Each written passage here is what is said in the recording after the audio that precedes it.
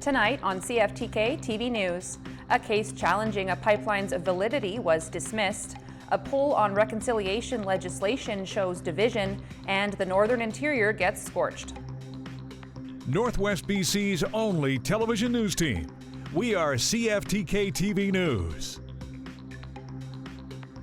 Hello, and thanks for joining us on this Tuesday, August 26th, 2025. I'm Jaylene Matthews. We'll begin tonight with our news that's local to the Northwest. A case that challenged the start of construction of a section of the Prince Rupert gas transmission pipeline was dismissed last week in BC Supreme Court. The argument against the PRGT pipeline was that a requirement of the BC Energy Regulator was not met before construction on a pipeline section started in August 2024. That requirement was to complete a cumulative effects assessment of the project, which would measure the total additive impacts of the PRGT pipeline and other industrial development across the landscape. The case was brought forth by the Kispiox Band, Kispiox Valley Community Center Association, and Skeena Watershed Conservation Coalition. They're going to trench through hundreds of salmon streams and tributaries, digging it up, sediment, silt erosion. We saw this with Coastal GasLink. Coastal GasLink self-reported several times, hey, DFO, we have higher than expected fish mortality rates where we're constructing the pipeline on this specific section of river. DFO didn't even go and inspect. They say that rather than assess cumulative effects of the whole project, the regulator only considered the impacts of construction of one section of the pipeline and the views of the people living beside that one section. The groups argued that assessing the impacts of pipeline sections in isolation was the opposite of a cumulative effects assessment. The court concluded that the groups could not challenge the regulator's decision to focus its assessment on one section of the pipeline, in part because they did not live along that section. But eco-justice lawyer Matt Hulse argues that impacts from the construction of a pipeline are not experienced section by section, hence the necessity of a cumulative effects assessment. The groups now have 30 days to decide whether to appeal the court's decision. A heat advisory remains in effect in the Northwest Inland, and Environment Canada and local medical health officers expect an increase in health and safety risks from heat and are advising the public to take precautions. A ridge of high pressure over BC is bringing elevated temperatures to the region through to midweek. A gradual cooling trend is expected late this week. Temperatures are very high and there is a moderate risk to public health. Environment Canada says to check on family, friends, and neighbors who are at a higher risk and be sure to find ways to keep cool. Don't leave pets or children in parked cars. If you're concerned about heat illness, call HealthLink BC by dialing 811. And while the high heat can have ill effects in too high of doses, it can also be greatly enjoyed, according to these locals. Terrace residents were seen out and about today, making the most of the sunny skies and warm temperatures. I've been here in Terrace for about 14 years now, yeah. And I love it up here, and I'm loving this weather. For me, 75, 80, 85 is beautiful. I'm going to be out in it. But we're going to take care of ourselves. We close up the curtains because we don't have air conditioning. We just close up the curtains and have our fans going, and we're in a building where we're in the middle floor. So we're good, and we know how to take care of ourselves. And if it got brutal, we would head to the library or the mall or the lake. So all is well, and we're handing out water when people need it at the library as well. And I've been living in Terrace for about a year. I also love the sunshine, especially after all the rain we've had this summer. It's a nice, refreshing change. I feel like we have so little warm weather to just embrace it, you know. So I try to just kind of get things done in the mornings and the evenings, and in the middle of the day, have a siesta. You know, so it's good for me. I love it. I've lived in Terrace since 1996, and I love the warm weather for sure. I went to the lake, went to Lake House Lake yesterday and went in the water, swam with my friend. Terrace is a wonderful, welcoming place, and there's lots of people out to help everybody. And we're so thankful for the weather.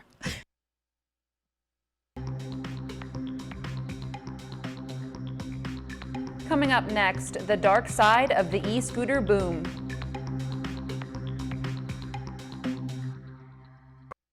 Welcome back. A poll on legislation that was adapted as a step towards reconciliation shows division in its responses.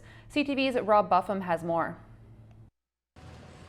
British Columbians appear divided on DRIPA, the legislation BC passed in 2019 to align with UNDRIP, the United Nations Declaration of the Rights of Indigenous Peoples. British Columbians are pretty attuned to that, and they're quite divided. The legislation recognizes Indigenous rights and title and involves First Nations in decisions about public land and development.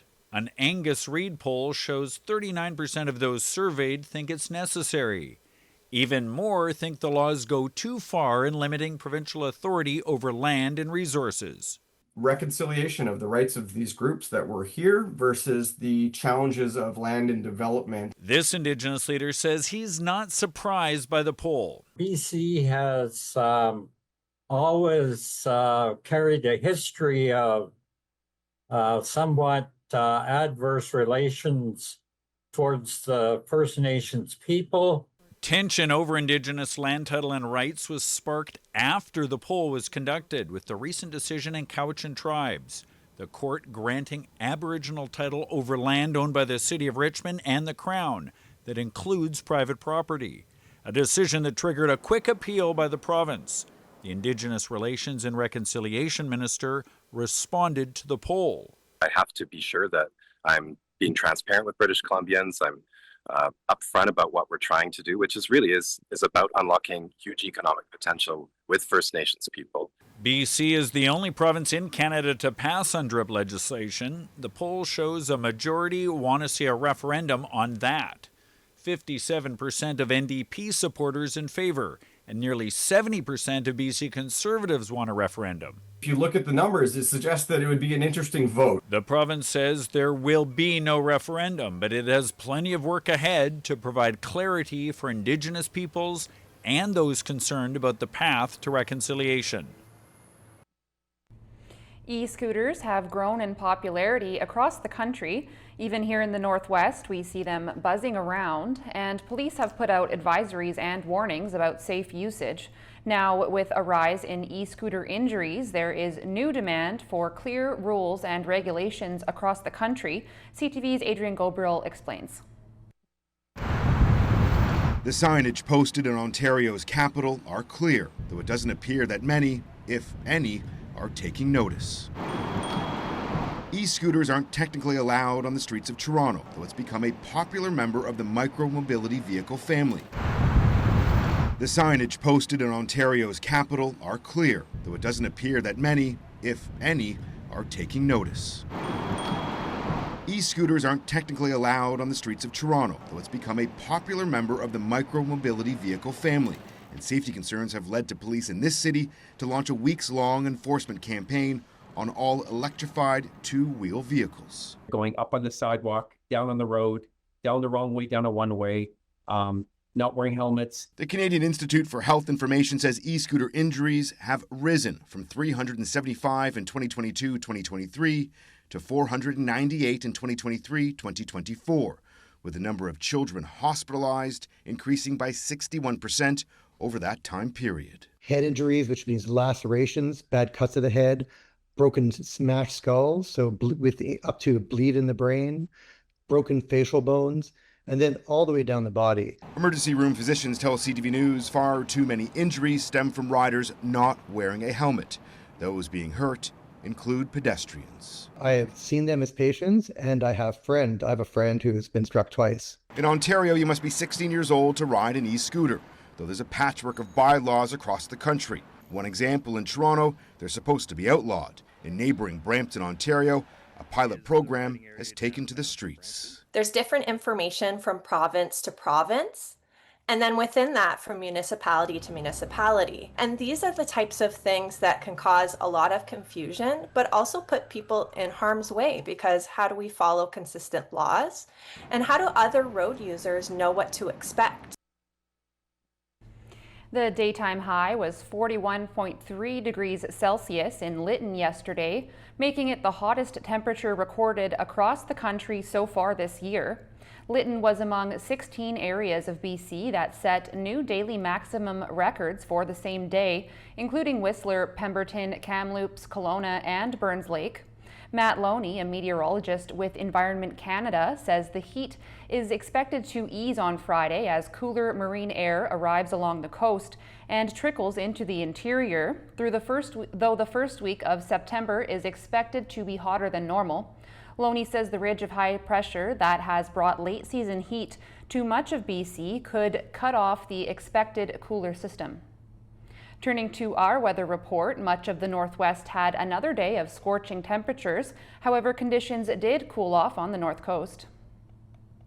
Tonight on the North Coast, expect conditions to be slightly cloudy with increasing cloudiness after midnight, fog patches developing after midnight, a low of 11 degrees. Over the next few days on the North Coast, expect sunshine tomorrow, then the clouds will come in for an overcast weekend. Daily highs between 17 and 20 degrees, overnight lows between 11 and 12 degrees. Tonight in the Terrace-Kitimat area, expect it to be clear with a low of 14 degrees. Over the next few days in the Terrace-Kitimat area, expect the hot sun to stick around until temperatures taper down in the low 20s on the weekend. Daily highs between 22 and 31 degrees, overnight lows between 14 and 16 degrees. Tonight in the Bulkley Valley and Lakes District, it's looking clear with fog patches developing overnight, a low of 7 degrees. Over the next few days in the Bulkley Valley and Lakes District, expect temperatures to stay high through to Saturday when some clouds are expected to come in for the weekend. Daily highs from 23 to 32 degrees, overnight lows between 9 and 11 degrees. Checking your highways around the Northwest now. On Highway 16, there's construction in Prince Rupert with a detour in effect. There's bridge maintenance, road maintenance, utility work, shoulder maintenance, and paving operations underway as well. On Highway 37, watch for bridge construction and construction work. On Highway 37A, paving operations, as well as a section with falling rocks. On the Niska Highway, there's road construction and crack sealing going on. And this is what the roads were looking like this afternoon around the region from the view of the province's highway cams.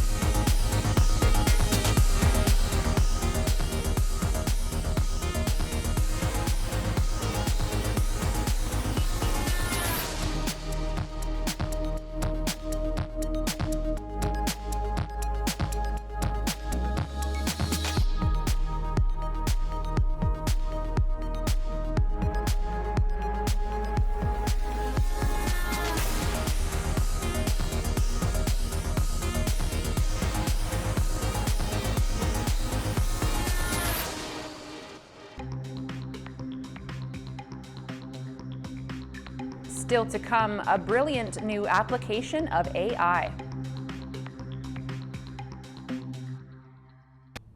An innovative use of AI technology could have great potential in the medical landscape. CTV's Kevin Chirac has more details. Professor Martin Esther says new research out of Simon Fraser University is using AI to help speed up the development of new and potentially life-saving medication. I've done research in AI for 20 plus years, and this is the most significant application of our AI or machine learning research that we have accomplished so far. His PhD student, 25-year-old Tony Shen, created the software program. He says finding the right drug molecules to combat disease is like sifting through millions of grains of sand to find a few golden nuggets. But his program, he says, can speed up and simplify the process. And this is where generative AI could really come in, where generative AI could design directly the molecule that could inhibit protein and cure the disease potentially. The project is powered by SFU's most cutting-edge innovation, an $80 million supercomputer launched this summer. So this is FIR. It's our brand new academic supercomputer. It is the largest supercomputer in Canada. For Shen, the work takes on a very personal meaning. I lost my grandparents to cancer, and I essentially heard from doctor that there was just no available treatment for their disease because it was too late stage. He says his program has already drawn interest from drug companies, and they're now collaborating with the Vancouver Prostate Center to develop and test the medication. Going to significantly speed up the process of drug discovery, and it may save lots of lives. Kevin Chirac, CTV News, Burnaby. An animal rescue in crisis says that since COVID, there's been a huge increase in animals that require services. CTV's Amanda Anderson explains. When this dog needed help, the Second Chance Animal Rescue Society answered. Calls for help are nonstop, surrenders, emergencies, you name it, puppies dumped, dogs left alone in the woods, so we try not to say no to any of those. But always saying yes has put the rescue in a tough situation. It's stretched us to the max. We're on a razor's edge financially and as far as space-wise goes too. Animal rescues across the province say the number of animals they help has skyrocketed. Since COVID, we have very few vet appointments, not like we did before, so the dogs and cats are exploding with litters and we're not able to get ahead of that. This litter of puppies was found abandoned, while this litter was recently surrendered to SCARS. The good thing is they are in our care and they will all be spayed and neutered. Feels like an uphill battle that you can never get to the top, because when rescues are getting burnt out, compassion fatigue, etc., and then they close down rescues, the problem is going to get even worse. Zoe's Animal Rescue Society says they're also seeing more people struggling to afford the pets they have. People having unwanted litters, people having neglected animals, people, on AISH, on different things who can't afford vet care. Their animals are suffering. They have nowhere to turn. It can't all land on rescues. The province says there are 2 grants rescues are eligible to apply for, but Campbell says all levels of government need to do more to lessen the need for rescues in the first place. To help low-income individuals get these things done, which then prevent, the problems after. SCARS may be in crisis, but says it will do everything it can to keep giving animals a second chance. The more people that know about what we're going through, us and other rescues, the better, and the more that people will step up to help us. Amanda Anderson, CTV News, Morinville. Turning to the markets now, strength in the materials sector helped Canada's main stock index finish nearly 170 points higher today, while U.S. markets also gained ground. The Canadian dollar was down under 1/10 cent. The price of gold rose by $15. Oil dropped $1.55. Natural gas rose by 2 cents. Aluminum had no change. In Toronto, the TSX was up almost 170 points. The Venture Index was up by 9. In New York, the Nasdaq was up almost 95 points, and the Dow Jones gained nearly 136 points. Still ahead, the Canadian women dominating on the world stage. This has been an incredible year so far for Canadian women in sport. The latest major win, golfer Brooke Henderson, who won her 2nd Canadian Open this weekend and marking a major comeback for her. This as the spotlight was also on another Canadian athlete, a young tennis phenomenon who took to the court at the U.S. Open. With more, here's CTV's John Benavali-Rao. For Brooke Henderson, it was a moment to embrace after a masterful performance on home soil. The pride of Smith Falls, Ontario, back on top and showing once more why she's Canada's most successful golfer ever. Super excited that this actually happened. It's like a dream come true again. The win marking her 14th on the LPGA Tour and ending a 2-year drought. She first won the Canadian Women's Open in 2018, and to do it again at age 27 is remarkable. You can't help but reflect on how, the young up-and-coming talent has been inspired by Brooke's accomplishments. Look at McIntosh go. That accomplishment follows others by women athletes this year. Isn't she amazing? Including Toronto's Summer McIntosh, who made a splash in Singapore, claiming 4 gold medals at the World Aquatics Championship. Last month, Olivia Smith from Whitby, Ontario, became the most expensive player in women's soccer history, transferred from Liverpool to England's Arsenal for $1.8 million Canadian. And then there's Victoria Mboko, also 18, who weeks ago stunned the tennis world, winning at the Canadian Open in Montreal, though it fell short of expectations as she appeared at the U.S. Open for the first time, dominated by her Czech opponent, a 2-time Grand Slam champion. Still, for Canadian women in sport, it's been an incredible and inspirational run. What we can speak to is hoping that this is going to change participation rates for girls in sport in the future. If they can see it, they can be it, and they can be the next Brooke, Victoria, or Summer. As for Brooke Henderson, she kept saying her latest victory seems surreal, calling it a huge win for Canada and Canadian golf. John Venevalley-Rouse, CTV News, Toronto. Finally tonight, we leave you with a Lego love story that was built brick by brick. CTV's Adam Swatsky signs off. Chris was feeling nervous before his first real date with Laura. That constant fear of what if there's an awkward silence? Laura had talked with her fellow student at the University of Alberta before, but this was different. There were some butterflies involved. But then Chris suggested they spend their date building Lego. Well, if there's silence, we just search for the next part and look for the next brick. Although the industrial design students knew they could analyze why the toy worked so well, Laura and Chris never expected how playing together would feel so good. That was the beginning of many Lego dates. And assembling Cinderella's carriage that night was prophetic. What followed felt like a fairy tale. So Chris decided to celebrate their love by placing a surprise inside a resealed Lego box. And I was like, we got a bonus Christmas gift inside of our Lego set. That's awesome. And then that's when I opened it up. And it's a ring box. Got down on one knee and asked her to marry me. And Laura said yes. I'm absolutely thrilled to spend the rest of my life with this person. A life that would be led far from their home in Canada. Chris was offered a design job at Lego headquarters in Denmark. It was pinch me, I'm dreaming. Laura and Chris got married in Edmonton before they moved, and their reception included these Lego brick centerpieces in their wedding colors. So, like their first date, their guests could play together. And they built a huge spaceship, and they called it the relationship.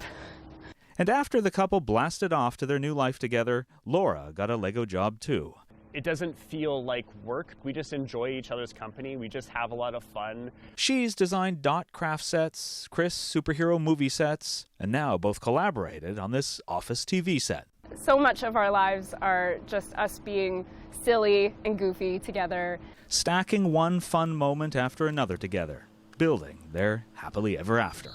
Adam Sawatsky, CTV News.